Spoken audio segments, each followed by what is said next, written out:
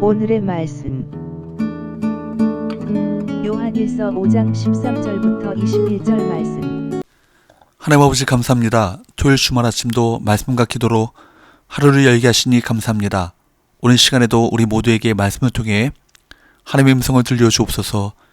예수님의 이름으로 기도합니다. 아멘. 할렐루야. 성원교회 성도 여러분, 오늘 하루도 하나님의 은혜와 평강이 여러분 삶 가운데 더욱 넘쳐나길 축복합니다.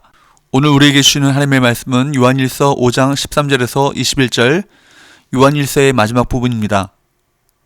사도 요한은 요한일서의 마지막 부분에서 하나님의 아들이신 예수님에 대한 믿음에 대해 지난 시간에 살펴본 1절에서 12절에서 논했습니다. 그리고 기도에 관한 말씀으로 마무리합니다. 오늘은 하나님의 아들을 믿는 자가 가진 기도의 특권에 대해 배워보겠습니다. 13절, 내가 하나님의 아들의 이름을 믿는 너희에게 이것을 쓰는 것은 너희로 하여금 너희에게 영생이 있음을 알게 하려 함이라. 요한은 편지를 마치면서 우리에게 영생이 있음을 다시 한번 강조합니다. 예수 그리스도를 믿음으로 하나님 안에 거한다는 것은 곧 영생을 소유했다는 의미입니다. 영생은 아무에게나 주어지는 것이 아닙니다. 하나님의 아들의 이름을 믿는 자에게만 주어지는 것입니다. 영생을 소유한 성도에게는 기도로 담대하게 하나님께 나아갈 수 있는 특권이 있습니다. 성도의 간구가 응답받는 데는 한 가지 조건이 있습니다. 14절, 그를 향하여 우리가 가진 바 담대함이 이것이니 그의 뜻대로 무엇을 구하면 들으심이라. 그것은 바로 그의 뜻대로, 하나님의 뜻대로 구해야 한다는 것입니다. 좋은 음식점에 들어가 불량식품을 주문하면 그것을 내어주는 음식점은 없습니다. 그럼에도 불구하고 항의하는 고객이 있다면 그 사람이 이상한 것 아니겠습니까? 우리도 그렇습니다. 우리의 악한 욕망을 채우려고 기도한다면 하나님께서 응답하실 리 만무합니다. 당신의 아들마저 우리 구원을 위해 내어주신 하나님께서 우리에게 좋은 것을 주려 하심은 너무나도 당연한 것 아니겠습니까? 15절, 우리가 무엇이든지 구하는 바를 들으신 줄을 안즉 우리가 그에게 구한 그것을 얻은 줄을 또한 아느니라. 정말 믿어지지 않는 약속입니다. 그러나 조건은 분명히 있죠. 하나님의 뜻대로 구하면 그렇다는 것입니다. 사도 요한은 기도응답에 대해 이야기한 후에 바로 죄 문제를 거론하면서 범죄한 이들을 위해 간구하라고 권고합니다. 16절, 누구든지 형제가 사망에 이르시 아니하는 죄에 범하는 것을 보거든 구하라. 그리하면 사망에 이르시 아니하는 범죄자들을 위하여 그에게 생명을 주시리라. 사망에 이르는 죄가 있으니 이에 관하여 나는 구하라 하지 않노라. 하나님의 뜻대로 구하는 기도에서 가장 중요한 내용이 바로 죄로부터의 건짐과 구원 문제이기 때문입니다. 기도의 중심 내용은 영생의 문제, 구원의 문제여야 합니다. 우리는 가장 중요한 것이 무엇인지 잊곤 합니다. 우리가 가장 간절히 구해야 할 것은 우리 자신과 다른 지체들의 영적 전쟁의 문제인 것입니다. 하나님 안에 속해 있다고 말하면서도 죄 가운데 생활하는 이들이 있습니다. 진정 하나님 안에 있는 사람은 세상과 벗하며 살 수 없습니다. 만약 우리가 우리 속에 있는 죄 문제를 간과하고 방치한다면 결국 우리는 패망의 길로 들어설 것입니다. 망하기 전에 해결해야 합니다. 17절, 모든 불의가 죄로 돼 사망에 이르지 아니하는 죄도 있도다. 하나님께 간구하여 죄에서 벗어날 수 있도록 승리를 구해야 합니다. 영적 사망까지 이르러서는 안 되는 것이죠. 하나님께서는 당신의 자녀를 결코 놓지 않으십니다. 우리의 담대함이 바로 여기 있습니다. 하나님의 자녀, 하나님의 뜻대로 구하는 성도를 어떤 악한 세력도 건들 수 없습니다. 18절, 하나님께로부터 난 자는 다 범죄하지 아니하는 줄을 우리가 아노라.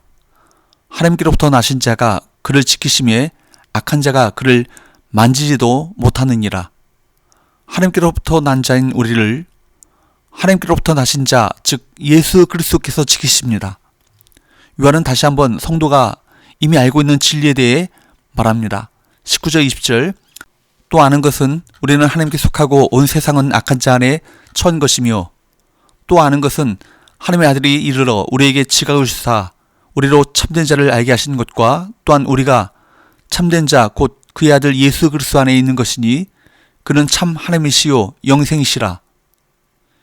신앙의 근본을 되새기다 보면 우리가 어느 쪽에서 살아야 할지를 다시 결단하게 됩니다. 우리가 순종과 불순종의 갈림길에서 머뭇거리는 이유는 신앙의 근본을 잊어버렸기 때문입니다. 늘 예수 그리스도를 되새기십시오. 그분은 참 하나님이시요 영생이십니다. 우리 시대의 영적 싸움은 무엇입니까? 21절 자녀들아 너희 자신을 지켜 우상에게서 멀리하라. 우리 시대의 영적 싸움은 바로 우상과의 싸움 아니겠습니까? 요한 1서는 성경 중에 가장 마지막에 기록된 성경 중 하나입니다.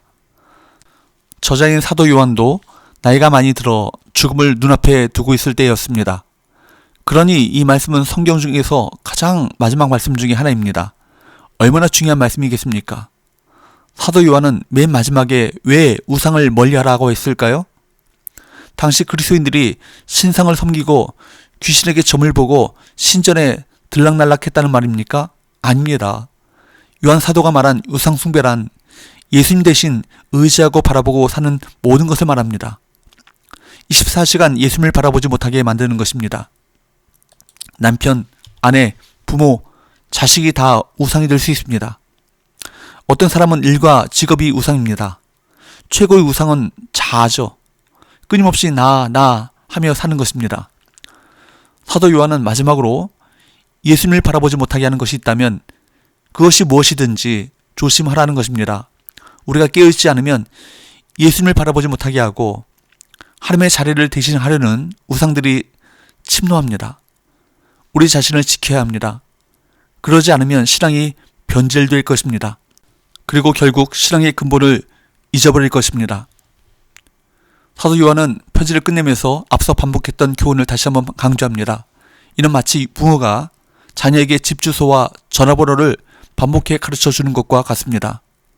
여러분, 본질을 놓치면 넘어지고 실패하며 방황합니다. 성도의 본질은 예수 그리스도를 믿음으로써 영생을 얻는 것이니 주님과의 살아있는 관계를 통하여 영생을 누려야 합니다. 하나님과 풍성한 교제를 나누기 원하는 사람은 무엇보다 기도를 훈련해야 합니다. 기도에 앞서 먼저 말씀을 펴서 그 말씀을 통해 하나님의 뜻을 배우시기 바랍니다. 우리가 하나님의 뜻을 기도로 아뢰고 구할 때 하나님께서 이것을 참 기뻐하십니다. 혹시 우리 삶에 죄가 있다면 돌이켜야 합니다. 회개의 기도로 우리 영혼을 깨끗이 할 때 하나님께서는 우리 가운데 영적 부유함을 부어 주실 것입니다. 기도합시다. 하나님 아버지 감사합니다. 우리에게 영생을 주시고 기도응답의 확신을 주시니 감사합니다. 하나님의 뜻대로 구하는 가운데 구한 것을 들으시고 이미 얻은 줄로 믿습니다. 날마다 이 기도응답의 확신과 담대함 가운데 살아가게 하여 주옵소서. 예수님의 이름으로 기도합나이다. 아멘.